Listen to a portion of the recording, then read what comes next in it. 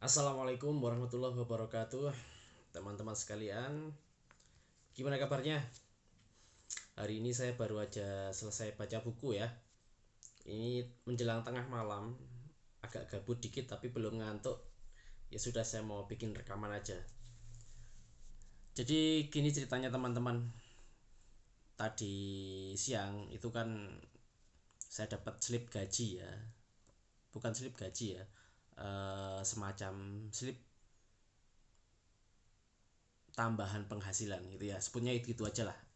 Intinya sebuah tanda bukti kalau saya dapat income sekian rupiah.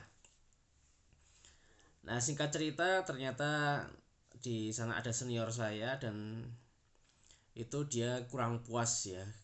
Kenapa kurang puas? Karena pertama perbedaan status, dia lebih tinggi ya, merasa lebih tinggi dan memang lebih tinggi sebenarnya, dan ketika dibandingkan dengan orang yang lebih junior itu relatif sama, gajinya sama gitu ya. Tapi saya nggak tanggapi itu karena saya sudah bekerja lebih kurangnya 14 tahun ya.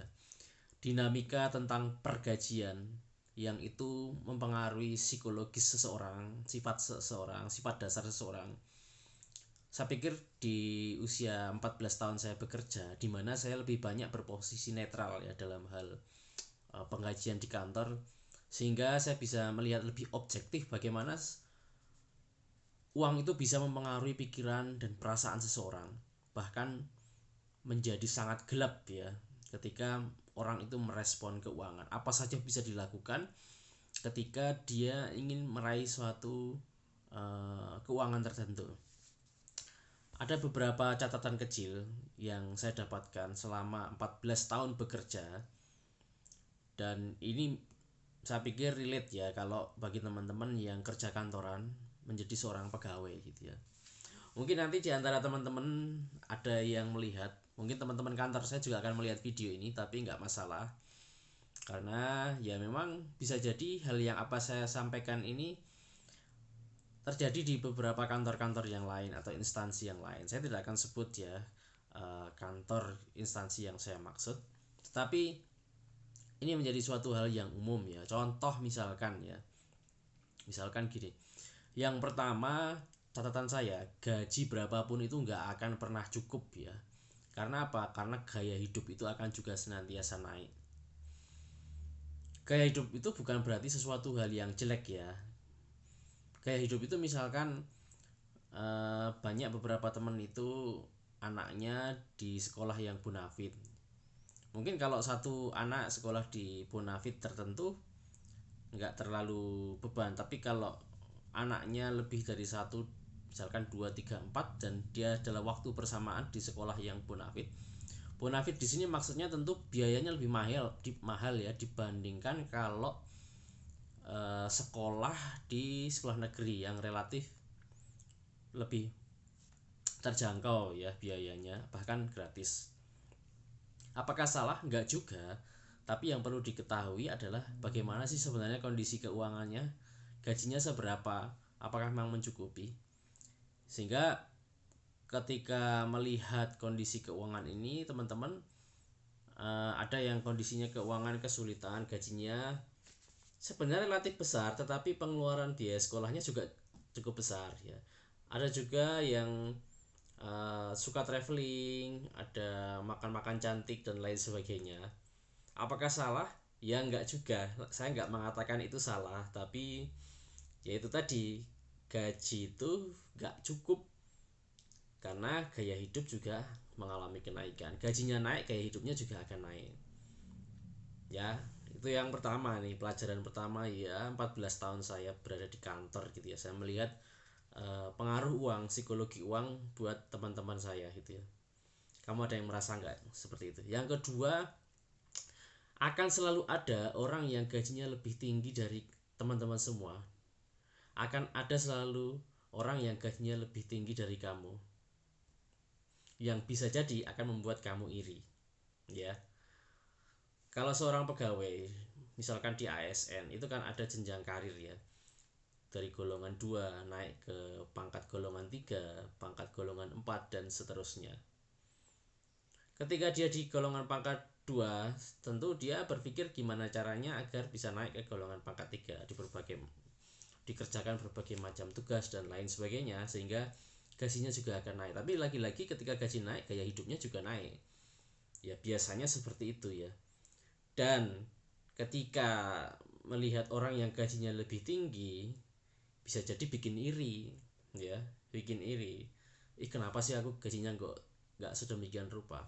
Bahkan antar divisi pun yang berbeda ya dari segi tugas dan pokok fungsinya bisa jadi akan saling iri, saling seolah-olah itu kayak rumput tetangga itu lebih hijau ya. Itu yang terjadi ya teman-teman. Kemudian yang ketiga, kok ada senior itu melihat junior gajinya lebih tinggi, maka akan dilakukan komplain. Ini hal yang biasa. Saya pernah berposisi sebagai seorang junior yang sebenarnya gajinya ketika diakumulasi ya nggak tinggi banget, cuma hanya terpaut beberapa ratus rupiah gitu kan, beberapa juta, tetapi dianggap tinggi gitu ya, sehingga ya dikomplain, kenapa sih kok segini gini gini gini. Alasannya banyak ya, yang akan dijadikan serangan. Apakah saya serang balik? Enggak juga.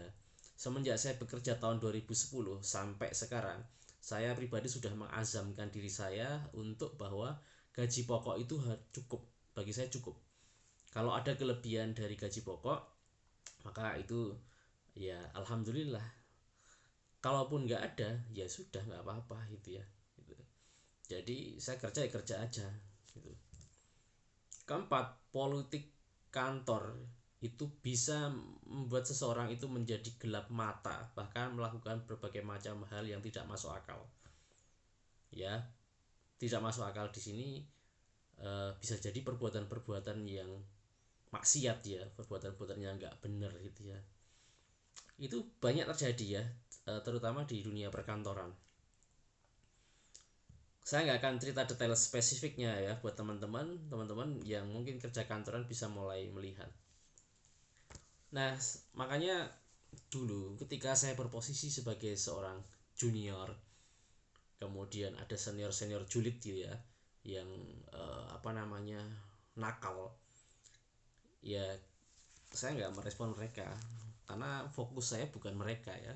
Jadi kalau teman-teman posisinya sebagai seorang junior, kemudian ada senior julid yang nakal seperti itu, abaikan aja, teman-teman bekerja aja sesuai dengan kondisi teman-teman dan jangan fokus ke mereka, karena pekerjaan itu hanya salah satu sisi kehidupan kita. Kehidupan kita kan gak hanya pekerjaan ya, ada keluarga kita, ada masyarakat tempat kita tinggal, ada kelompok mungkin komunitas tempat kita berinteraksi juga. Nah itu fokus di sana, nggak melulu di pekerjaan. Ingat, pekerjaan adalah salah satu sisi kehidupan, bukan satu-satunya sisi kehidupan ya, hanya salah satu. Kemudian yang kedua, saya pribadi, apakah gaji pokok itu cukup? Ya saya cukupkan. Kalaupun pada satu kondisi tidak cukup, bagi teman-teman yang memang mau melalui jenjang karir, ya laksanakan dengan baik. Kalau saya memilih jalan side hustle, membentuk bisnis ya, kerja sampingan, yang alhamdulillah dari bisnis itu saya bisa membentuk sebuah instrumen investasi yang mungkin bisa jadi alhamdulillah ya lebih besar dibandingkan dengan gaji golongan 3 atau golongan 4 sekalipun. Itu jalan saya. Teman-teman gak harus sama seperti saya, bisa dengan jalur normal, dengan membentuk menyelesaikan berbagai macam tugas sehingga pangkat golongannya naik. Itu pilihan masing-masing ya. Kemudian yang berikutnya, ya kalau gaji sudah ditentukan, ya ada undang-undangnya. Ketika teman-teman mendapatkan, kalau mau komplain itu jangan ke teman sesama temennya, itu bikin ruangan kerja nggak nyaman. Kalau mau komplain ya ke atasan ya, yang ngatur keuangan, misalkan di bidang keuangan kenapa sekian dan sekian. Tidak kemudian menjatuhkan teman yang lain kerjanya nggak beres dan sebagainya. Itu cara-cara kotor ya yang biasanya dilakukan oleh beberapa oknum. Masalahnya oknum itu kadang banyak ya dan bersekongkol. Itu aja yang bisa saya share.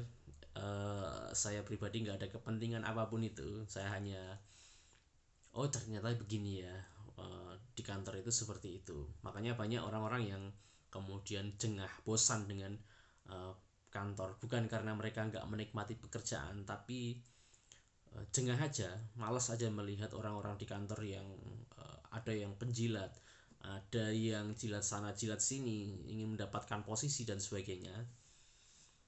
Ya begitulah teman-teman. Assalamualaikum warahmatullahi wabarakatuh.